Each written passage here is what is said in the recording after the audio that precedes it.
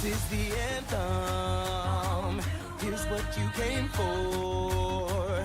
This is the moment magic was made for. Come on, let's light up the sky now. You feel the magic happening right now. Hello there. Welcome back to Fan Fatales. Take a ride with us on the Hogwarts Express. Walk down Main Street with our best super pals.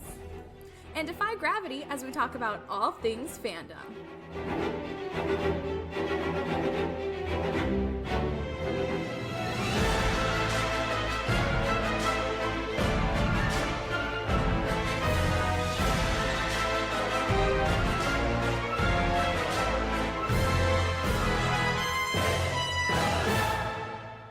Hello, and welcome back to Fan Fatales, a member of the Real Fans Podcast Network. I'm Emma. And I'm Gavi, and we are taking a trip back to the wizarding world of Harry Potter as we talk about a little thing that's known about Hogwarts, and, about the little that is known about Hogwarts and the years of the Marauders. And we're also going to talk about the rise and fall of the First Wizarding War. Yeah. So, I figured we would start this with the Marauders Hogwarts years because once they got into the war, it's like bam, bam, bam. It's like 2 years that they're in the war and then death. Yeah, it's like war, and he's dead. Yeah, so I was like, let's talk a little bit we know first, real quick, before we get into the Horcruxes being made and everything like that. Great idea. So, the Marauders' strong friendship began in their first year at Hogwarts. Sirius and James met on the train and had been inseparable ever since, and the two met Remus and Peter afterwards.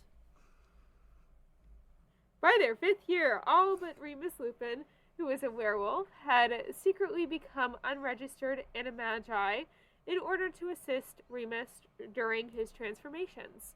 James Potter's animagus form was a shining red stag, Prongs. Sirius Black's was a shaggy black dog, Padfoot. And Peter Pettigrew's was a fat gray rat, Wormtail. As Padfoot and Prongs, Sirius and James were large enough to control Remus, who is known as Moony, during his monthly transformations into a werewolf. Wormtail, which is Peter, was small and nimble enough to get past the Whomping Willow's defenses so the group could get to the Shrieking Shack. The Marauders were frequently out of their beds at night to explore Hogwarts' grounds and the village of Hogsmeade during Lupin's transformations.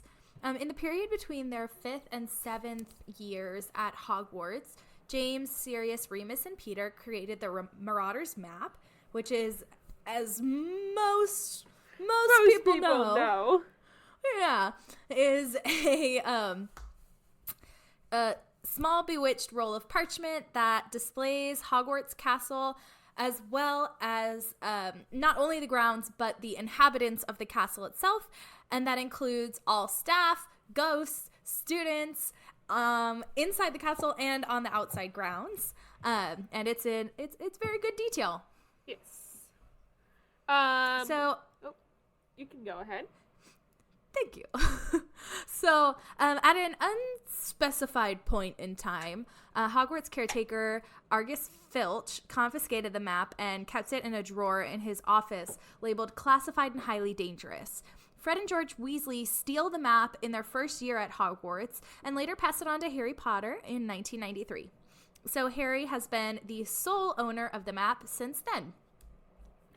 The Marauders were all members of Gryffindor House and greatly despised their Slytherin enemy, Severus Snape, and it was discovered in Harry Potter's 5th year at Hogwarts that James and Sirius often bullied Snape, calling him Civilus and using humiliating spells on him, while Peter cheered them on, although he greatly disapproved of their bullying.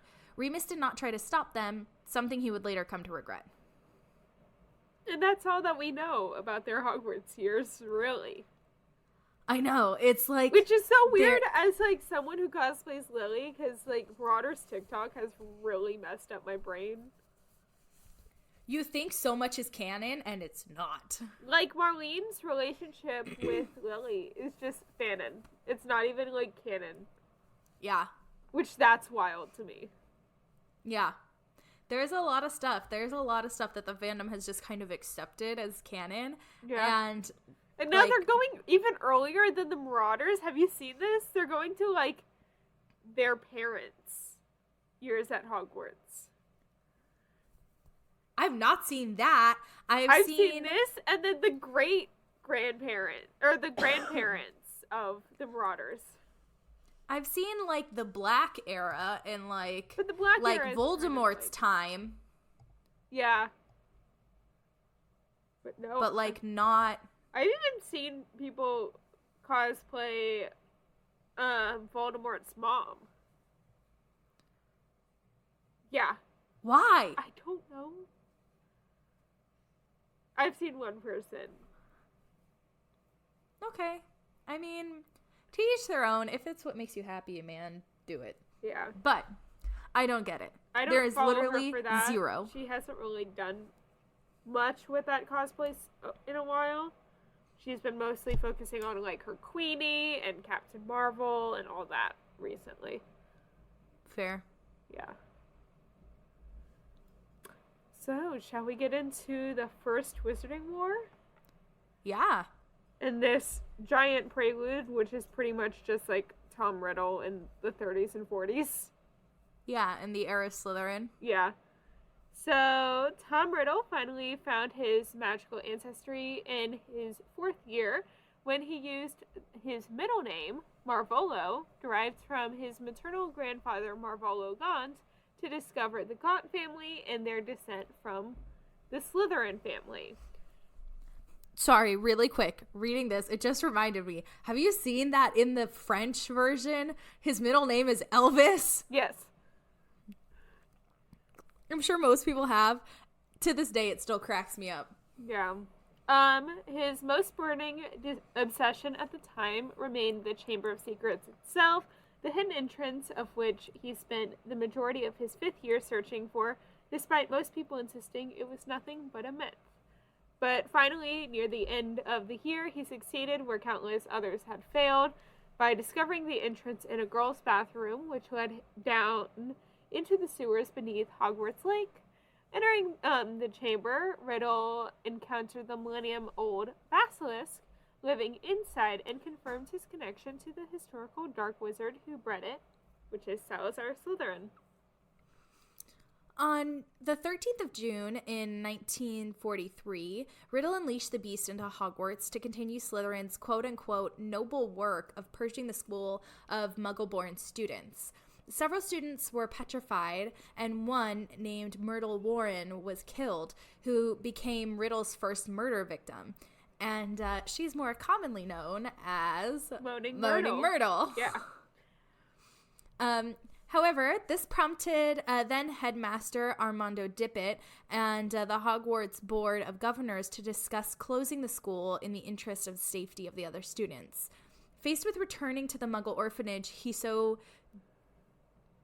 I don't think that's supposed to be secretly. He definitely did not secretly hate it. He True. outwardly hated it. True. He not so secretly despised. Riddle abandoned the Chamber of Secrets and secretly framed the half-giant third-year Gryffindor student Rubeus Hagrid and his pet. I can never say this. Thank you, Aragog, for the crimes, which we see happening in Chamber of Secrets. Yes. I couldn't remember if it was that one or if it was the other one. As a result, Hagrid was expelled, but offered to be trained as the school's groundskeeper at Dumbledore's request. Whereas Riddle was unjustly rewarded the special award for services to the school by Dippet. With his fear of death exacerbated by having stared it in the face, he used the murder of Myrtle to turn his school diary into his first Horcrux. And he learned how to do so from Professor Slughorn. Yes. So on around August of 1943, Riddle tracked down his Gaunt relatives to Little Hangleton, right? Yes. Yeah, okay. Hangleton. Yeah. Where his maternal uncle, Morphin Gaunt, gave him a biased account of his father leaving his mother to die and abandoning him to the orphanage. In a desire for revenge, he entered the Riddle house and used the killing curse to kill his father, Tom Riddle Sr., alongside his Muggle grandparents, Thomas and Mary Riddle, and then framed Gaunt for the crimes by placing him under the influence of a false memory spell. Yes. As a result, Gaunt boastfully confessed to killing his own in-laws and was sentenced to life imprisonment in the Dementor-infested wizard prison Azkaban, whereas the Riddle's caretaker, Frank Bryce, was suspected, though not prosecuted, of the murders within the Muggle community. While Riddle stole the Gaunt's signet ring, which unbeknownst to anyone at the time, including Riddle, contained another of the Deathly Hallows, the Resurrection Stone, and started wearing it as a trophy. Shortly afterwards, Riddle returned to Hogwarts for his 6th year and discovered the theoretical possibility of creating 6 Horcruxes, thus splitting his soul into 7 pieces, with Professor Horace Slughorn, the Potions Master, and his head of Slytherin House, who was taken aback by Riddle's extreme interest in such a powerful and horrific dark magic.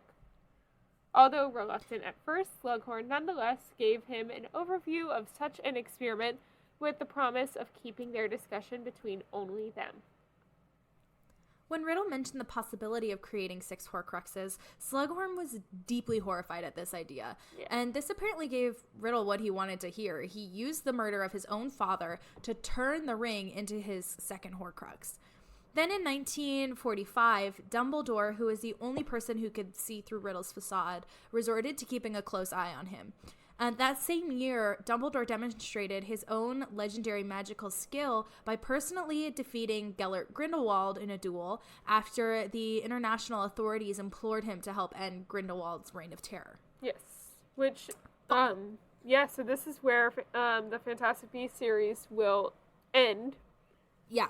Is right around his 6th year at Hogwarts and Dumbledore's defeat of Grindelwald. Yes.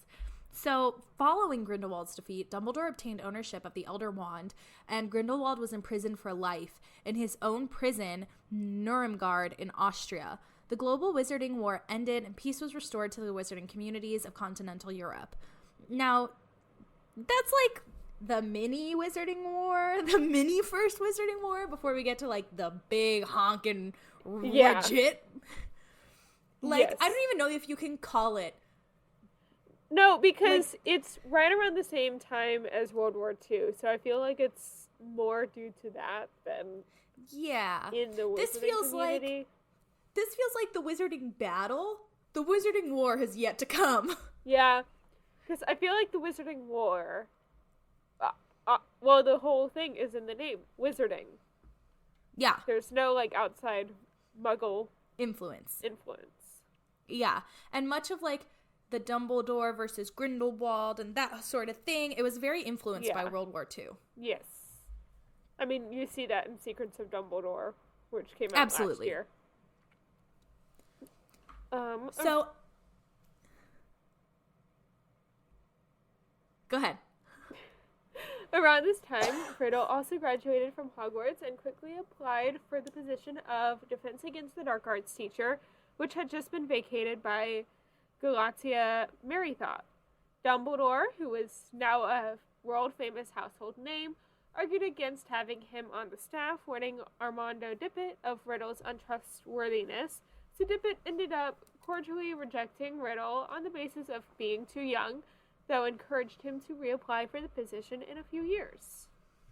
Okay, this gives me strong vibes of when Umbridge is sitting in her office and she looks at Snape and she goes, "You wanted the Defense Against the Dark Arts position, but you were unsuccessful." Like, obviously. Same vibe. Me.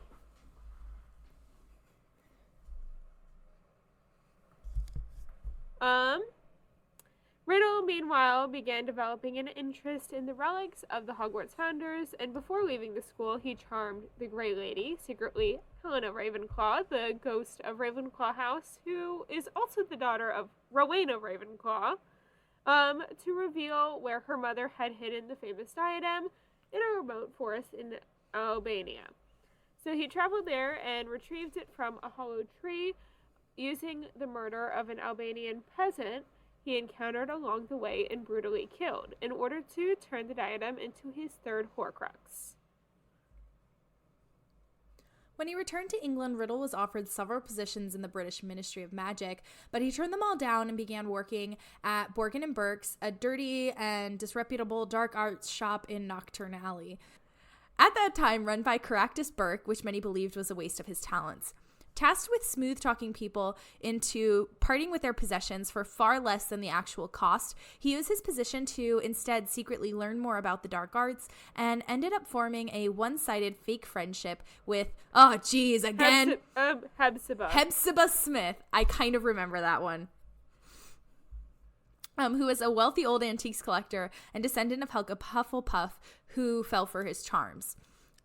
At some point between 1955 and 1961, Riddle visited her to negotiate the sale of a goblin-made suit of armor in her possession, which Hepzibah used as an opportunity to show him two of her most prized treasures, Helga Hufflepuff's cup and Salazar Slytherin's locket, the latter of which Riddle's mother sold to Burke after stealing it from the Gaunts years earlier. In a desire for more selfish gain, he used a little-known poison to secretly kill Hepzibah 2 days later, then framed her house elf Hoki for the crime by placing her under the influence of another false memory charm. As a result, Hoki was convicted of accidental manslaughter, while Riddle resigned his post at Borgin & Burke's and disappeared without a trace, eventually using the murders of Hepzibah and a Muggle tramp whom he encountered in London, England, to turn the cup and locket into his fourth and fifth Horcruxes, respectively. That's disrespectful. Who wrote that? Someone on Wikipedia. On Harry Potter Wikipedia, technically. I don't like that. I don't either. She was a lady of the night. I don't know. Sure. Sure. So now we're going to get into his immersion into the dark arts. Yes. So, now going exclusively by his preferred name, Lord Voldemort, Riddle laid low and traveled around Europe and Asia. Little is known of his activities during this period, though he did explore the dark arts extensively, studying the most obscure and arcane branches of magic, and consorting with an array of dark wizards who would all turn out to become his followers in the years to come. By the time he was a full-fledged adult, around 1968, Riddle donned a hooded cloak, though he physically still did not resemble the monstrous creature he would later become in his life and that we see in the films. Yes. So he wore this cloak that concealed him completely, and he began plotting a wizarding coup, claiming that he was gratefully dissatisfied with the current state of the wizarding world and that he would succeed where so many, including Gellert Grindelwald and Salazar Slytherin, had failed. Ooh. Voldemort devised a personal sigil, one of a serpent protruding from the mouth of a human skull, which he called the Dark Mark, and that he magically branded onto the forearms of his followers as a tattoo, enabling him to summon them to his side at any moment of his choosing. They then began establishing relations with various kinds of dark creatures, including giants and werewolves. Though the Death Eaters were generally even less tolerant of them than wizarding society in general, these creatures were receptive of their violent and destructive goals. Dark activity suddenly arose throughout Great Britain, a country that had been totally untouched by dark magic, even during the reign of terror of Gellert Grindelwald. And Voldemort began surreptitiously killing poor and homeless muggles whose absences would not be noticed with his followers so that he could reanimate their corpses with necromancy until he had created an army of inferi a feat no other dark wizard in history had ever done. That's morbid as hell. Yeah, Inferi are, like, one of those things that they touch on, like, 5 times in the book, not even. And it's in, like, a pamphlet in, like, Order of the Phoenix. Just, like, yeah. warning Harry. Don't like. No. That's spooky as hell. Yeah. So, in the wider British wizarding world, the early actions of the Death Eaters were almost totally unknown, and in the 1960s, and the 1960s were a time when the tide of social progress clashed with the entrenched social order. At some point around 1960, we're not exactly sure when, but around there, Scottish magical sports and games advocate Magnus Denthead MacDonald spearheaded a campaign against the ministry's ban on the dangerous sport Creothicen? Sure. Creothicen? Which was enacted in 1962. Sorry, 1762. Unfortunately, he was unsuccessful since the ministry refused to lift it. In 1962, Minister of Magic Ignis Tuft was forced out of office for promising to institute a controversial Dementor breeding program for Azkaban. He was replaced by Nobby Leach, who became the first Muggle-born ever to hold the minister position, leading senior members of Wizenmont to resign in protest. So, in March of 1965, the infamous and sadistic werewolf/wizard Fenrir Greyback killed 2 Muggle children, avoided prosecution, and even injured the son of a high-ranking ministry official.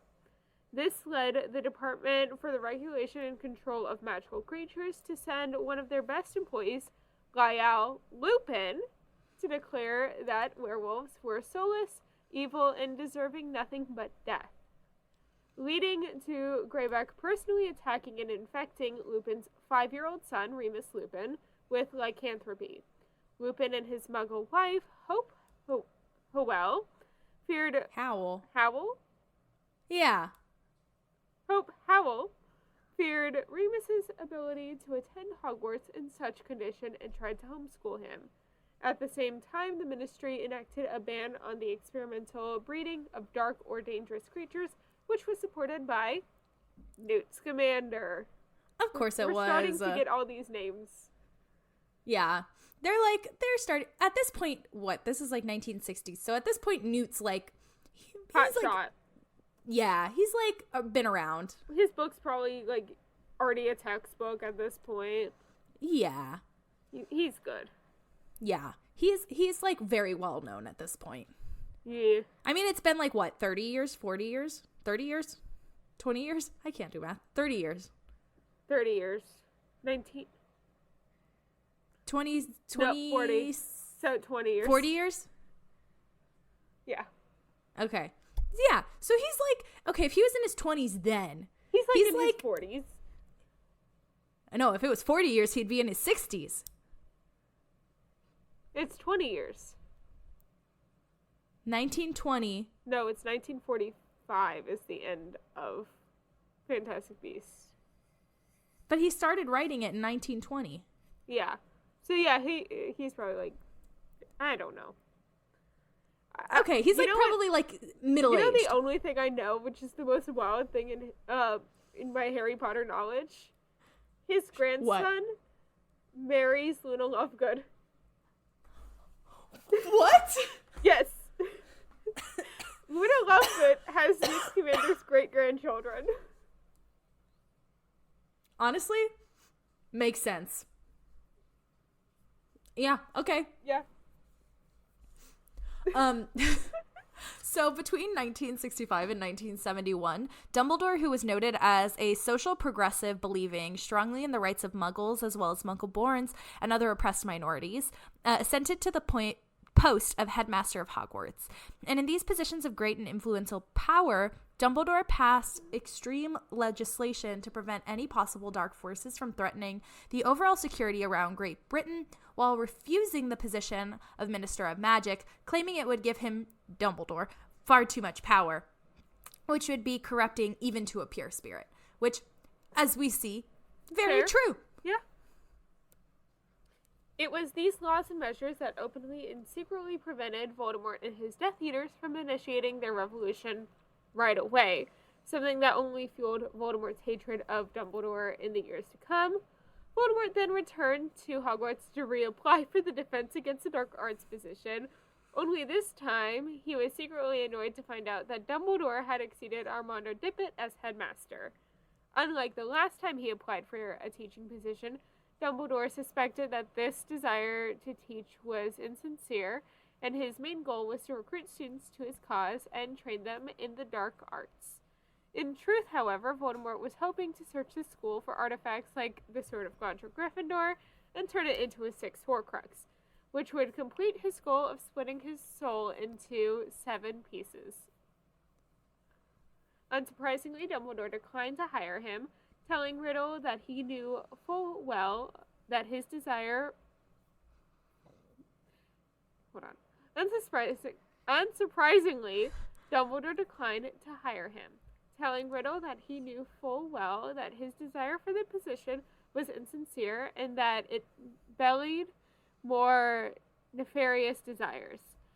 Perhaps out of spite for the headmaster, or perhaps for being denied a genuine desire to teach Defense Against the Dark Arts, Voldemort secretly placed an unknown dark jinx on the position, making it so a professor could not hold it for more than 1 school year. Makes sense. Yeah, which is why we have a different Defense Against the Dark Arts professor like every year in the books. Makes sense. Yeah. Again, I see here you originally applied for the Defense Against the Dark Arts position, yes? But you were unsuccessful? Yep. Obviously. While in the school, Voldemort also took the opportunity to conceal Ravenclaw's diadem in the legendary Room of Requirement, foolishly thinking that it was inaccessible to anyone else but himself. He was also unsuccessful in finding Gryffindor's sword. In 1968, Nobby Leach left office for mysterious health reasons, leading to a conspiracy theory that he had been poisoned by his Muggle prejudice advisor, Abraxas Malfoy. He was then replaced as Minister of Magic by Eugenia Jenkins, who, like her predecessor, was sympathetic to the issues of social justice. Throughout the decade, with various minority groups demanding to be treated as equals, many of the old elite pureblood houses, to which all of the Death Eaters belonged, increasingly felt that their way of life was being threatened. Yes. And now... this Abraxas Malfoy is the father of Lucius Malfoy. He's not the, yeah. Yes. And now we actually get into, like, war. This is, like, war. This is it. Terrible war. This is the catalyst. They're like, okay, let's do it. Yeah. War. It was in this charged climate that in 1970, Voldemort revealed himself openly, proclaiming himself as the Dark Lord, and started to commit extreme acts of terrorism in Britain. With his army of dark wizards and dark creatures at his command, Voldemort launched an assault against the British Ministry of Magic with the intention of toppling it and creating a new world order run by purebloods, with Muggleborns either killed in mass or kept in utter bondage, and Lord Voldemort himself as an immortal leader, though likely ruling from behind the scenes. As their confidence grew, the Death Eaters began targeting Muggleborn and blood traitor witches and wizards as well, torturing and sometimes killing their victims, which shocked wizarding society. Other inferior magical beings, such as house elves, who were treated like vermin, and goblins, a family of which was slaughtered, also suffered under their reign of terror. Yet, to inspire yet more terror, the Death Eaters would cast the dark mark in the sky over every house or scene that they killed at. Many Death Eaters also managed to secretly gain strategic positions within the Ministry of Magic itself. They then used blackmail and the Imperious Curse to expand their influence and destabilize the government from within, which was desperately trying to keep order and continue to maintain secrecy from the Muggle world. Voldemort himself personally killed hundreds of wizards, though he tended to only fight those he considered worthy of his attention or too powerful for his followers to defeat. In these encounters, he displayed his extraordinary abilities, many of which were thought impossible, and he very quickly earned the reputation of the most powerful and dangerous dark wizard of all time, surpassing even Gellert Grindelwald. In response to the growing threat of Lord Voldemort and his minions, Albus Dumbledore formed the Order of the Phoenix in 1971 to take the fight directly to the Death Eaters. Though the Ministry officially viewed the Order as a renegade outfit, a number of powerful Ministry officials, such as Alpheus Dodge and Daedalus Diggle, and the famous Aurors, Alistair Moody and Frank Longbottom and Alice Longbottom, joined instantly to participate in more secretive sudden assaults to crush their dark rebellion.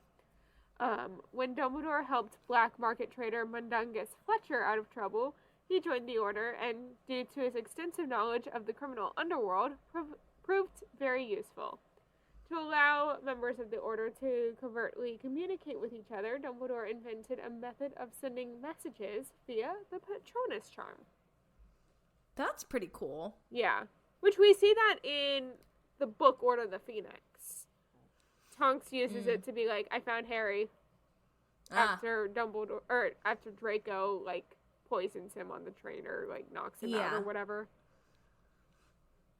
So, despite the Order's best efforts, Voldemort continued to grow in magical power and influence, and his attacks, whether carried out personally or by his Death Eaters, became more frequent and more brutal. It was clear that Dumbledore was the only wizard in the world who rivaled Voldemort in ability, and the nascent Order of the Phoenix initially had very little success, and many continued to be killed by Voldemort. So, numerous ordinary witches and wizards, such as Mr. Thomas and Robert McGonagall Jr., lost their lives, and the Death Eaters frequently cast the dark marks over the scenes of their murders, as mentioned earlier. Yes. But to protect the organization, Voldemort ensured that Death Eaters did not know the identities of too many of their fellows, and to society at large, their identities were completely unknown. Yeah, which we see the masks that they wear in the movies. Which are horrifying. Yes, and they're all, like, personalized to each Death Eater. I know at Universal they sell Lucius's and Bellatrix's. Makes sense. I can remember Bellatrix's. It's silver with, like, black swirls. Yeah, that's, like, the one that everybody pictures when they think of the masks. Isn't Lucius's the one that kind of looks like a hockey mask? Yes. This is very plain compared to Bellatrix's. It's, like, stripes and dots. Yeah. Increasing the confusion and paranoia even further, Voldemort placed many dozens of innocent victims under the Imperius Curse simultaneously and forced them to carry out his orders. Even friends and family members were not above suspicion of one another. In 1975, Eugenia Jenkins was ousted as Minister of Magic and replaced by Harold Mencham, a hardliner who pressed more Dementors around Azkaban. In addition, ruthless Council of Magical Law head Judge Bartimus Barty Crouch Sr. rose rapidly through the ministry's ranks until he became the head of the Department of Magical Law Enforcement. Mincham and Crouch then began to make serious headway, though the anonymous and elusive Death Eaters still retained the advantage. In 1978, Severus Snape graduated from Hogwarts and entered the ranks of the Death Eaters, joining his schoolmates Evan Rosier, Lucius Malfoy, Bellatrix Lestrange, Solon Jerome Jugson, Regulus Black, Rodolphus Lestrange, Rabistan Lestrange, Thorfinn Roll.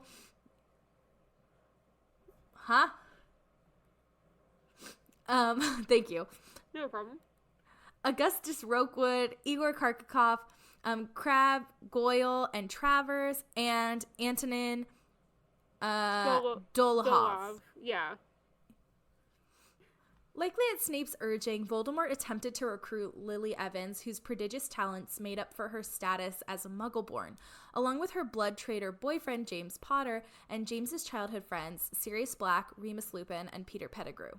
Naturally, they all refused, defying Voldemort for the very first time, and James and Lily were soon married and joined the Order of the Phoenix along with their other friends. Around this time, James and Sirius had been disowned by the House of Black at this point, were pursued by a trio of Death Eaters, though they easily managed to evade them and escape. Voldemort then gravitated towards several of his younger recruits who were specially magically powerful and fanatically loyal. He took only Severus Snape and Bellatrix Lestrange under his personal wing, sharing with them his personal secret knowledge of the dark arts, and inspiring in Bellatrix a delusional, psychotic attraction bordering on loving obsession, which Voldemort never returned. He also entrusted his diary Horcrux to Lucius Malfoy, with whom he schemed of using to secretly reopen the Chamber of Secrets, for he did not dare attack Hogwarts directly as long as Dumbledore was headmaster. This did not come to fruition until many years later, as we know. Yes.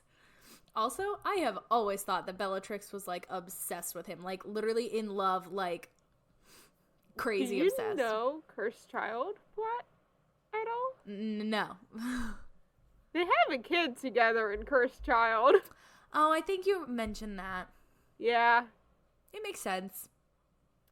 In 1979, Regulus Black, the younger brother of Sirius Black, graduated from Hogwarts and joined the Death Eaters. He remained a pureblood supremacist, but quickly became incredibly disenchanted with the cause's insane and brutal leader. Around this time, Voldemort felt the need to test the defenses around his Horcruxes.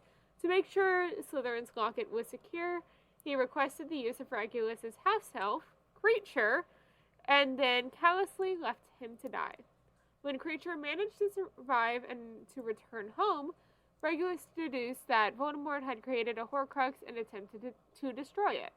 This failed and resulted in his violent death at the hands of the Inferi, though he did manage to replace the locket with a fake and entrusted the real Horcrux to Creature. So what a homie. The people in the lake that attack Harry and Dumbledore are the Inferi, like, are all those muggles that he, like, resurrected their bodies. Yeah, terrifying. Yes. So, under the leadership of Dumbledore, Hogwarts remained a bastion of elite supreme magical education and was left totally untouched by the Death Eaters. Probably because of Voldemort's literal, like, he would see Dumbledore and probably pee his pants and run away. But it was suggested after the war that marriages and births increased significantly during these years, as the future was pretty uncertain. Late in July of 1980, Order members James Potter and Lily Potter had a son, Harry Potter, while Frank Longbottom and Alice Longbottom had Neville Longbottom. Oh, it's so cute. At the same time, Death Eaters Lucius Malfoy and Narcissa Malfoy had Draco Malfoy, while Crabbe Sr. and Goyle Sr. also had sons, as well as Bellatrix Lestrange marrying Rodolphus Lestrange, though neither of them actually viewed their marriage as legitimate, only a means of avoiding ending up with anyone less than pure blood. Yes. So it was an arranged marriage, which is what most of those pure blood. I don't think it was even arranged. It was just like, well, okay. Yeah, this is another thing where Fanon has just, like, corrupted my mind. Where, like, even in House of Black, she's, like, kind of, like, made to by her dad. Yeah. Which I'm sure there was some parental pressure on them both. You know, the cause. It's very World War II-esque. Yeah. Right? Like, I've been watching The Crown, and one of Prince Philip's sisters in, like, this flashback, she's, like, a Nazi. She's married to, like, a Nazi officer, and she's like, yes, the Fuhrer has told us we must continue to have children. So I have a feeling it's, like, the same deal, where he's like, keep having pure-blood children. Yeah. In 1980, Minister Mincham was also removed from office due to his failure to end the war, and was immediately replaced with Millicent Bagnold. Order member Peter Pettigrew was also secretly initiated as a Death Eater because of the latter's great fear of Voldemort and the foolish conclusion that nothing could be truly gained by resisting him, and began feeding information on the Order's movements to Voldemort. And members... What a snake. Yeah. Members began regarding each other uneasily, and Sirius Black suspected that his friend Remus Lupin, who was frequently undercover among Voldemort's werewolf allies, was a spy. When the entire order gathered for a group photo in July of 1981, no one suspected the truth. That Peter was the true traitor. Yeah. Shortly afterwards, due to Peter Pettigrew's betrayal, Death Eaters began systematically murdering Order's members, and the war entered its most desperate phase. Marlene McKinnon was slaughtered alongside her entire family by the Travers Knott and McCulber. By Travers Knott and McCulber. Edgar Bones, his wife, and their children were murdered by Thorfinn Rowell and Finnear Greyback. Gideon Pruitt and Fabian Pruitt, the twin brothers of Molly Weasley, both fought bravely and were ultimately killed by Antonin Dolov. You know what I just realized? What?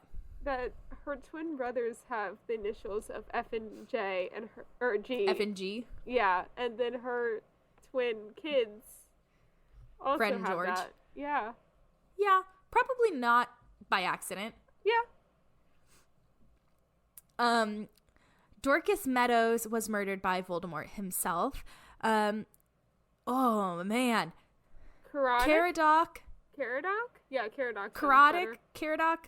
I don't know. That one's a toughie. Dearborn disappeared and was never found, though he was presumed dead. And Benji Fenwick was killed by Death Eaters with a powerful curse, which killed him in such a powerful explosion that only pieces of him were recovered.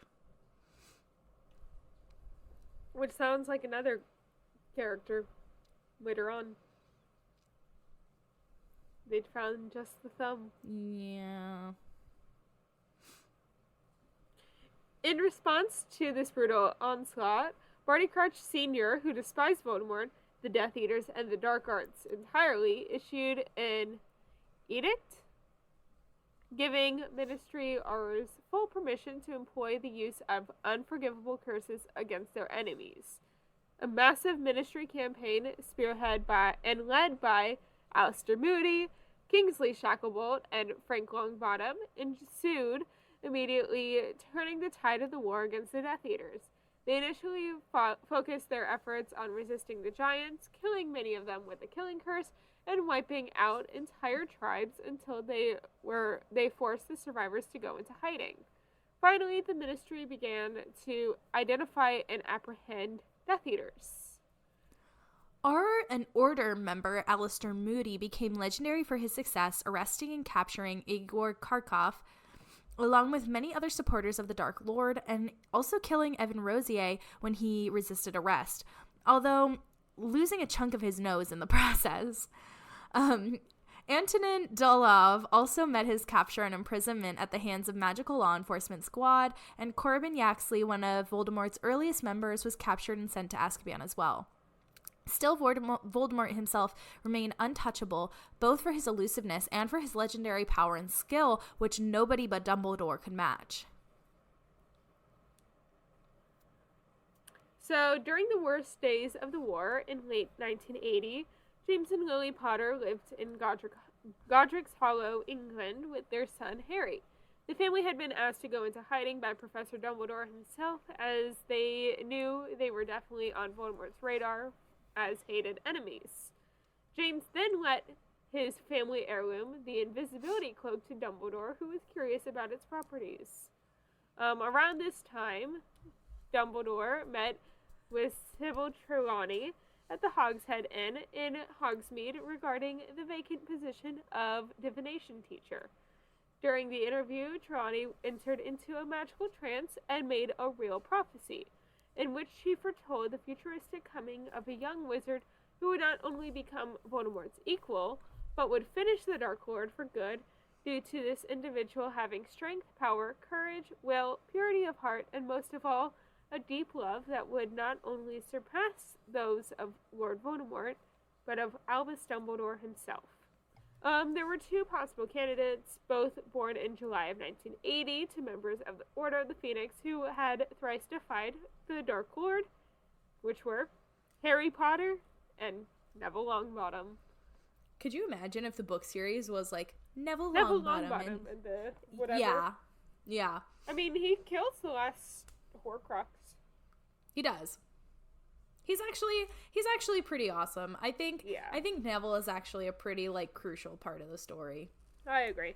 He's totally dismissed in the first few, but then like as you get to like realize how important he is as a character, it's like, yeah, okay. Yeah. Plus, he's like the best example of like becoming more attractive as you age. He lives in Orlando. I know, I saw that. And he has a daughter now, doesn't he? I think so. I know Rupert does, named Wednesday. I saw that. She's so cute. She is. And it's so funny that she's named Wednesday because he had to come out and be like, she's not named after Wednesday Addams. Recently. I don't know. He said that she wasn't. Okay, sure. Yeah. I don't know. So, anyway, jumping back into like 1980. Severus Snape was also secretly at the inn and managed to overhear only part of the prophecy before being discovered and thrown out by the inn's keeper, who was secretly Order member Aberforth Dumbledore, you know, Albus Dumbledore's younger brother. Yes. So then Snape immediately reported what he heard to Voldemort, who became so fearful and greatly concerned over the information. Voldemort then immediately assumed that it meant that the Potter's son, a half-blood like himself, and resolved to personally kill the infant at any cost whatsoever. Dumbledore then hired Trelawney so that she would be safe from Voldemort and his Death Eaters, which, like, good for him. Trelawney is the best professor besides McGonagall, like, hands down. I love her. Me too. Complicating Voldemort's plan, Snape secretly harbored a deep, everlasting love for Lily Potter, since the two had been friends since childhood. So great enough that he covertly defected to the Order of the Phoenix after he secretly told Dumbledore that Voldemort had marked her and her family for death, begging the legendary wizard to hide and protect the family from Voldemort at all costs. Dumbledore agreed and urgently bade the Potters to go into hiding under the protection of the Fidelius charm. While James and Lily wanted Sirius Black to be their secret keeper because he was their closest and most trusted friend, and the fact that Sirius had been made Harry's godfather, it was exactly for those reasons that Black claimed that he was too obvious a choice and that Voldemort would suspect him. So instead, Sirius suggested Peter Pettigrew, an ordinary wizard who no one would ever suspect. Thus, the real traitor became the Potter's secret keeper, though no one, not even Dumbledore or Lupin, knew of the switch. And within a week of Pettigrew told his master Voldemort the Potter's location, officially breaking the Fidelius charm and leaving the Potters completely vulnerable. Which, like, how bad did Sirius feel?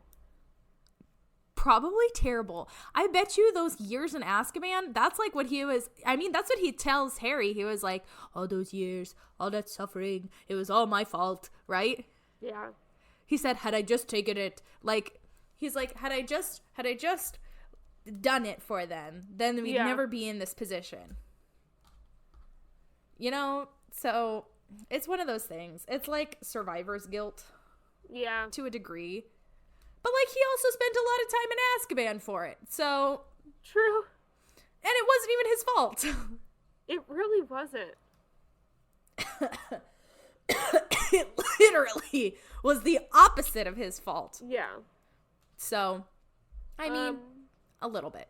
Yeah. He could have just said, sure.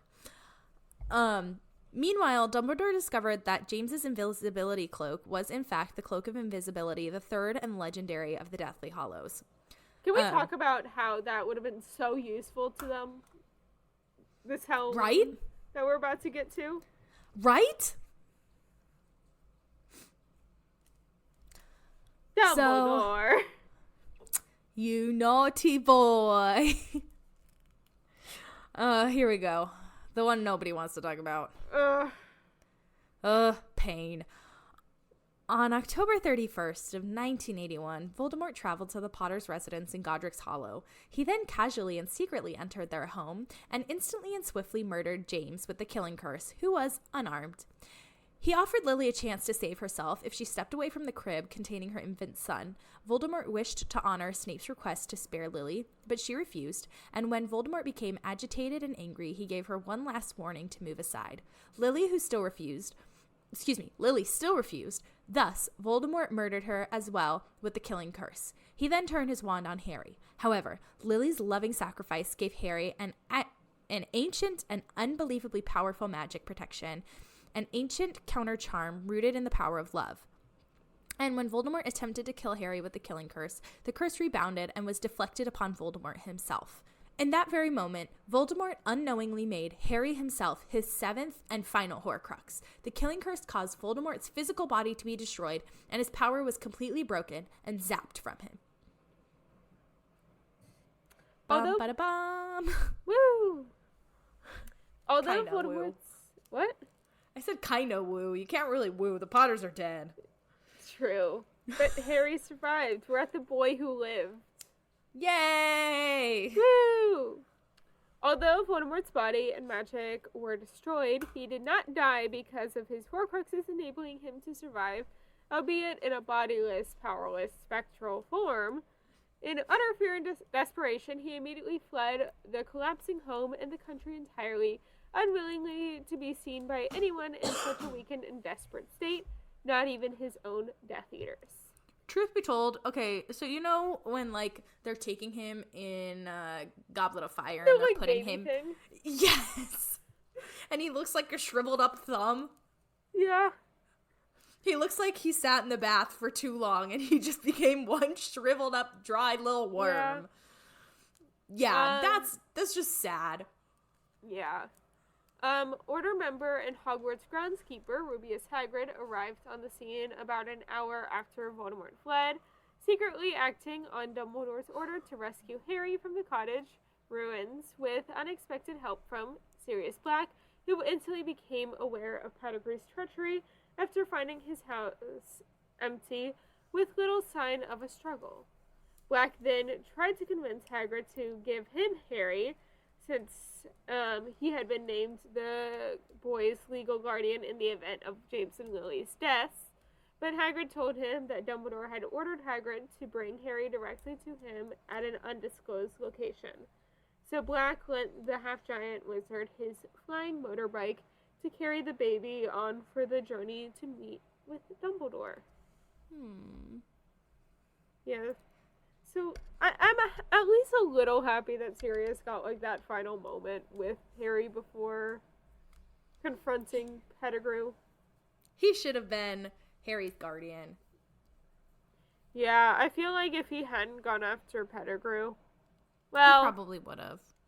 No, because nobody knew about the secret. They would have done Veritaserum on him, but he didn't get a proper trial. No, he did not. He was robbed. Yeah. Robbed. Like, other people got, like, had Veritaserum and were like, were you a Death Eater? And they're like, yeah, I was. Yep. They're all, hell yeah, baby. I was a Death Eater. Whoop, whoop.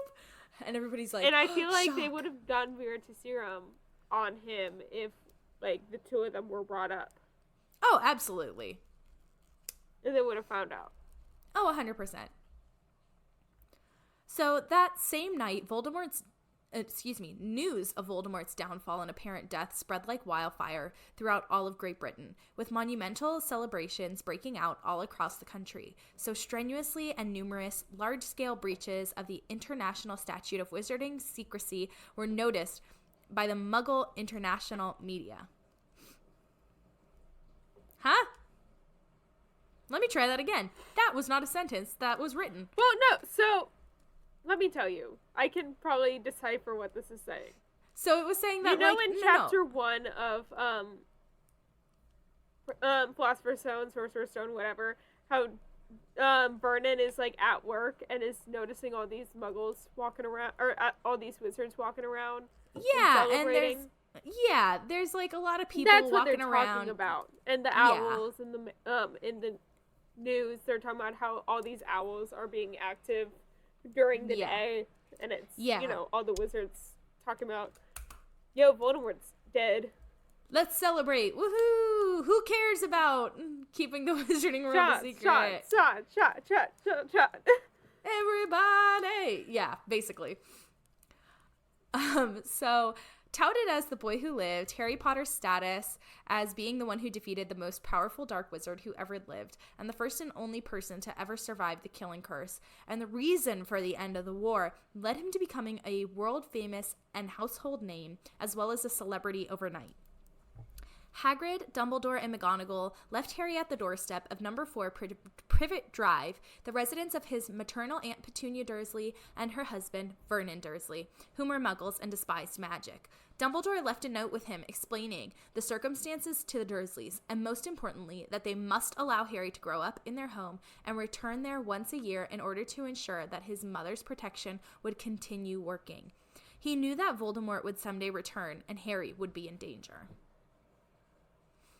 Now we're going to talk about the decline of the Death Eaters and all of them getting actual trials except for Sirius. Also, can I just say really quick that it's total bullshit that he had to stay there for his mother's love protection to keep working? Yeah. Bullshit. I call bullshit. He's the boy who freaking lived. Like, I agree. In the aftermath of Voldemort's shocking defeat and subsequent disappearance without a trace, many were skeptical that he was really dead, believing that he was too powerful or too inhuman to die like a normal wizard. Auror's Order members and ministry officials searched at home and abroad for any sign of him, but found none. Although they eventually came to the conclusion that Voldemort had truly been defeated and was dead, many Death Eaters were still at large and considered a threat. Having secretly retrieved his master's wand from the destroyed Potter residence, Peter Pettigrew attempted to go into hiding with it for the next day in fear of being perceived a traitor by the Death Eaters, since his information inadvertently caused Voldemort's downfall. But he was confronted by Sirius Black on a street in London, full of muggles. In order to escape, he used Voldemort's wand to conjure a powerful blasting curse that killed 12 Muggle bystanders and transformed into his animagus form of a rat, leaving behind a severed index finger as fake evidence against his opponent. This left Black universally perceived as the traitor to the Potters, as well as a mass murderer, for which he was quickly arrested and carted off to Azkaban without a trial, whereas Pettigrew was universally thought to be dead and unjustly awarded the Order of Merlin First Class for his supported willingness to stand up for the safety of a friend, which we all know is BS. Yeah, this is when we start getting Barty Crouch Wizarding World that's just like gone to shit. Yep, here we go. Down the toilet. Let's go. In addition, other Death Eaters like Travers, Mulciber, and 3 others who helped murder the Bones family were likewise captured and imprisoned, while Dumbledore gave personal testimony exonerating. Again, it is 12:38. I've been up since 6:30. We got this. Come on.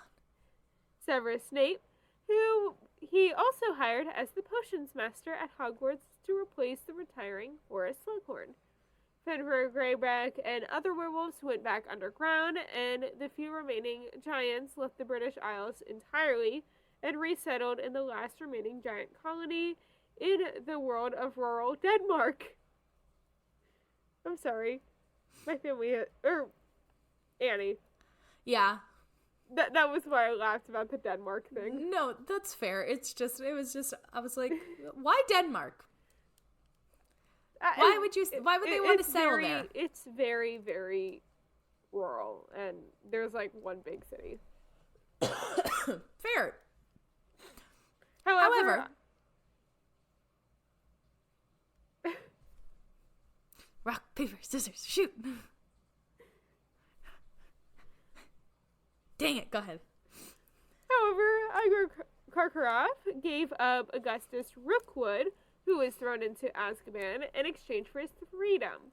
which he used as an opportunity to flee the country and eventually gain employment as the new headmaster of Durmstrang Institute of Magic in Eastern Europe. The subsequent investigation of Rookwood's spy network led to numerous individuals being questioned, including Ludovic or Ludo Bagman, beater for the Wimburn Wasps, who was found not guilty. And despite the ministry crackdowns spearheaded by Barty Crouch Sr., Albus Dumbledore and Alastor Moody, some Death Eaters were able to walk free, such as the Malfoy family, who claimed to have been under the Imperious Curse and were cleared. Many innocent people were released from the Imperious Curse indeed, following Voldemort's defeat, so some of them used this as an excuse. Others simply used their wealth, power, and influence to avoid punishment for their crimes.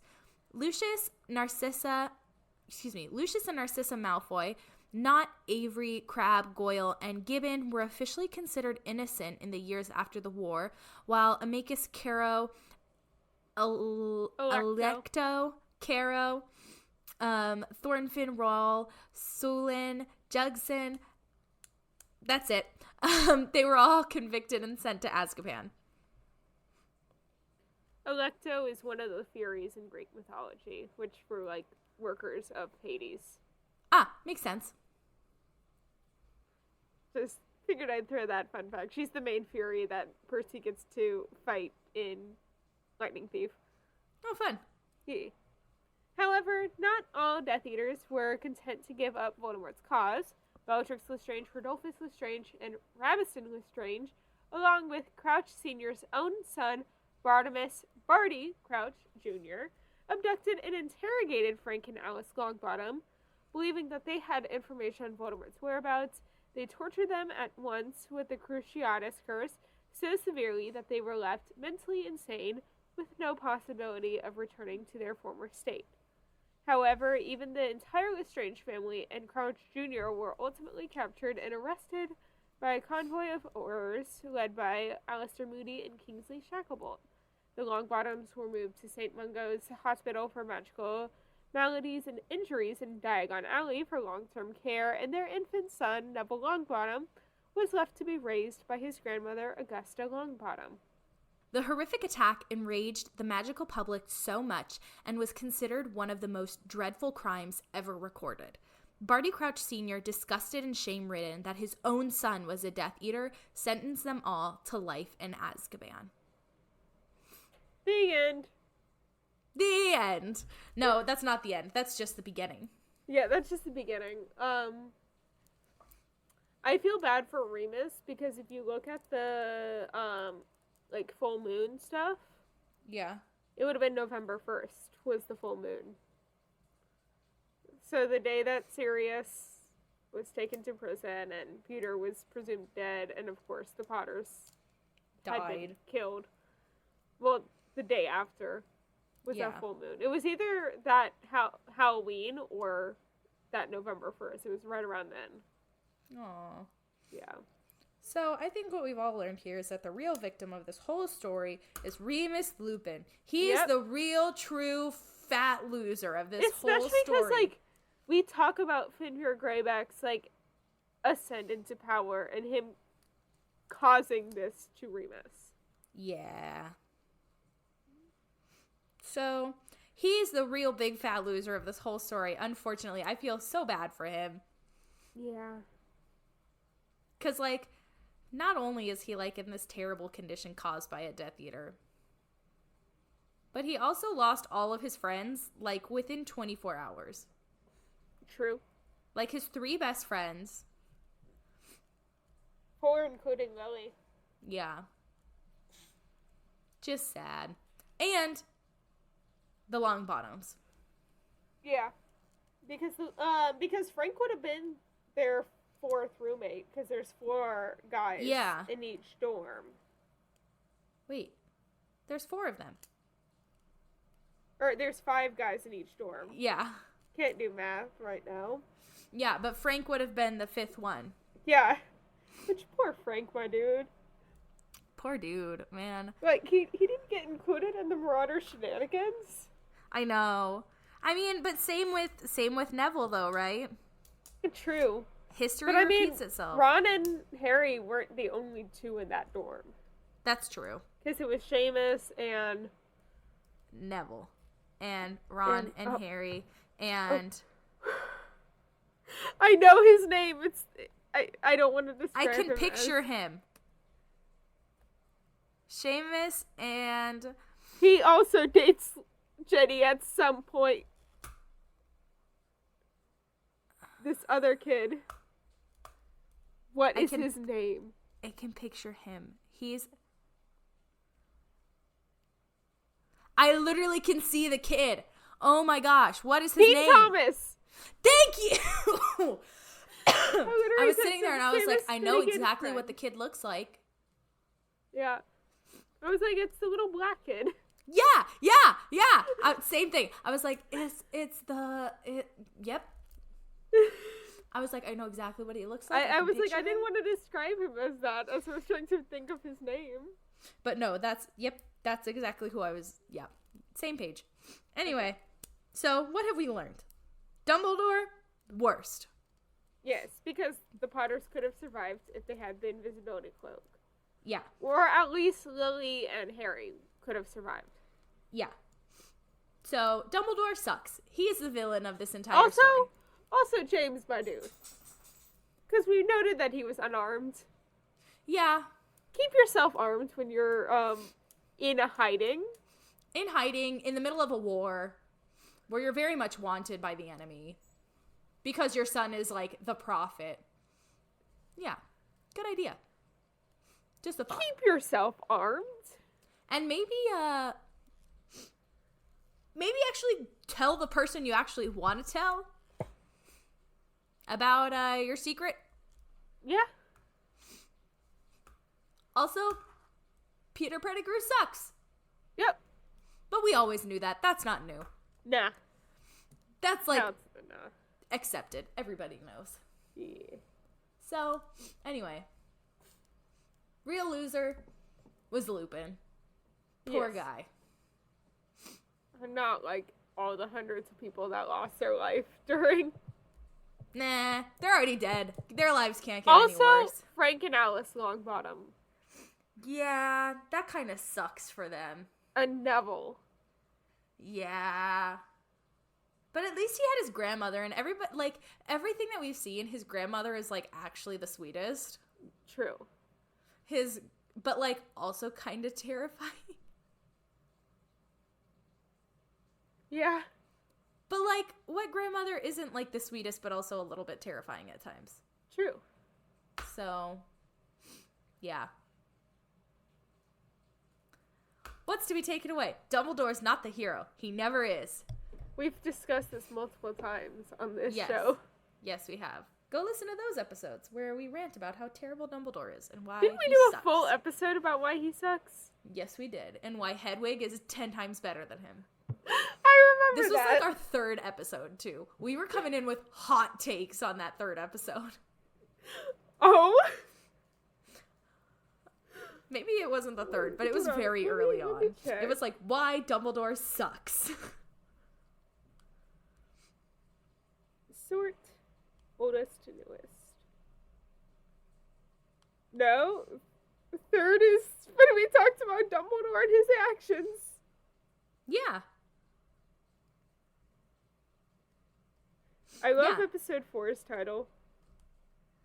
That's Dumbledore and his accents. Why he sucks. That's my favorite one. Number 4 is my favorite title. That's my favorite way to tell that story. If you're wondering what the story is, go listen to episode 4. Yeah. That's a good one. Shall we get into this fandom news? Yeah. Beginning April 3rd, fan favorite Happily Ever After returns to Magic Kingdom, and Epcot Forever will fill the skies above World Showcase Lagoon at Epcot for a limited time, also beginning on April 3rd. New York City Center's production of Parade is headed to Broadway starring Ben Platt and Michaela Diamond. Beginning in the next few months, Walt Disney World annual pass holders will be able to visit the theme parks after 2 p.m. without needing a park reservation, except on Saturdays and Sundays at Magic Kingdom Park. Past blockout dates will continue to apply like they currently do. Funny Girl is launching a national tour sometime this year. No word on casting at this time. Prepare to enter the grid. Tron Light Cycle Run opens at Magic Kingdom Park on April 4th of 2023. When I heard this news, I almost cried. After 20 years, La Brea Bakery has permanently closed at Downtown Disney. My heart broke. Earl of Sandwich will temporarily take over the new closed location starting in February. The Sword of Hades by Rick Riordan, with an excerpt from the upcoming novel The Sun and the Star, a Nico D'Angelo adventure by Rick Riordan and Mark Oshiro, is out now. From January 28th through May 8th of this year, guests will be treated to an incredible drone show that will light up the night skies at Walt Disney Studios Park at Disneyland Paris Resort. The exclusive new show will be called Avengers: Power the Night, dedicated to Marvel superheroes. Avatar Legends, the role-playing game based on the show Avatar: The Last Airbender, is coming to shelves soon. Beginning on February 4th of this year, guests who enter a Disneyland Resort theme park with a Magic Key Pass or Park Hopper ticket may begin crossing over between the parks starting at 11 a.m. Yeah, it used to be 2 p.m. 1 p.m. Or 1 p.m. Yeah. But yeah. Starting on January 10th, overnight self-parking was once again offered complimentary to guests staying at Disney resorts, hotels at Walt Disney World. Honestly, that's an incentive just to stay there because everywhere else parking is like $25 a night. Yeah. Gisela Adisa, Nancy Anderson, Joanna Glushok, Liz Michael, and more have been cast in the 1776 National Tour. Julia Lester, Aaron Lazar, John Michael Lyles, and more will star alongside Sierra Boggess in Center Theater Group's production of The Secret Garden. Throughout the Disney 100 celebration at the Disneyland Resort, Disney PhotoPass digital photo downloads will be complimentary for all ticketed park guests on the Disneyland app starting on February 4th. Also beginning in the next few months, guests purchasing Disney Genie Plus service will receive downloads of their Disney PhotoPass attraction photos taken in the park on the day of their purchase at no additional charge. Walt Disney World will receive access to Disney PhotoPass lenses and one complimentary Cinderella Castle Mural of Memories experience. Pixar We Belong Together is a brand new stage show coming to Walt Disney Studios Park at Disneyland Paris. The show will take guests on a journey with their favorite Pixar pals, combining incredible technology, lights effect, and iconic songs. It'll take guests on a journey to find out how friendship brings us all together. The Golden Globes were the other night, with winners including Best Performance by an Actor in a Motion Picture Drama, which went to Austin Butler for his role in Elvis. Best Motion Picture Animated, which went to Guillermo del Toro's... Guillermo del Toro. Guillermo del Toro's Pinocchio. Best Director Motion Picture went to Steven Spielberg, The Fabelmans. Best Performance by an Actress in a Supporting Role in any Motion Picture went to Angela Bassett for her role in Black Panther: Wakanda Forever. Well deserved. Amazing performance. Yeah, Angela Bassett's a queen. Love her. Yeah. And then Best Performance by an Actress in a Television Series Drama for Zendaya's performance in Euphoria. And I just want to say real quick, as we mentioned Elvis previously, his daughter did pass away on this past Thursday. Yes. And not Austin Butler's, Elvis. Yeah, Elvis. But my mind was brought up to it because of his role playing her father. And I just wanted to say that we're with the family and friends of her. Yes. Very sad, very sad. Yeah. Beginning on April 12th of 2023, Disney Dreams will return to Disneyland Paris and take guests on a magical and emotional journey following the Disney D-Light drone show. Here Lies Love, with music by David Bryan and Fatboy Slim, will open on Broadway this summer. And last but not least, I'm really excited about this one. Idina Menzel will lead world premiere musical Redwood at the La Jolla Playhouse next year. So that's here in San Diego at La Jolla. Yeah. Yeah, very prestigious theater. How exciting. Yeah. I'm excited. I saw that news and was just like, yay. Yeah. Her back on stage. Let's see if Gabby can get on the crew somehow for that show. That'd be cool if Gabby could. I would love to work on that show. That'd be really cool. So, shall we see them all in the outro? Yeah, I think so. Thanks for listening to this week's episode of Fan Fatales. We are a proud part of the Real Fans Podcast Network. That's right, and if you want to check out more shows on the network, you can find them at rf4rm.com. Next week, we will be covering the history behind production of the Marvel Cinematic Universe, or MCU. Remember to subscribe to us wherever you get your podcasts. And subscribe to us on YouTube. Please leave us a review and comment down below to tell us what you thought of the show. And remember to follow us on Instagram and Twitter at FanFatalesPod for the latest updates. Now, Emma, where can the people find you on social media? So my Instagram, TikTok, and Twitter are all at SnippyEmma, which is SNIPPYEMMA. What about you, Gabs? I'm at Gabby Gent on Instagram, TikTok, and Twitter. That's GABYJENT. Our editing is by the wonderful Carol Linsmeyer. And as always, thanks for tuning in. Bye! Bye! The views expressed in this episode do not reflect the cover the other route.